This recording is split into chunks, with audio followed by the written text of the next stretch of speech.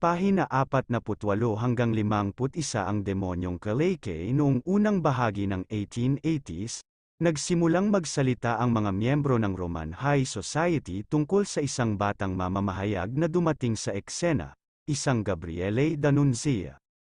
Kakaiba ito sa sarili nito, dahil ang maharlikang Italyano ay may pinakamalalim na paghamak sa sinumang nasa labas ng kanilang grupo, at ang isang reporter ng lipunan sa pahayagan ay halos kasing baba ng maaari mong puntahan. Tunay na hindi gaanong binigyang pansin si D'Annunzia na mga lalaking isinilang.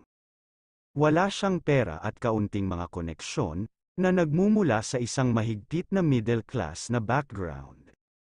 At saka, para sa kanila ay pangit talaga siya, maikli at pandak, may maitim, may betik-betik na kutis at namumungay na mga mata. Inakala ng mga lalaki na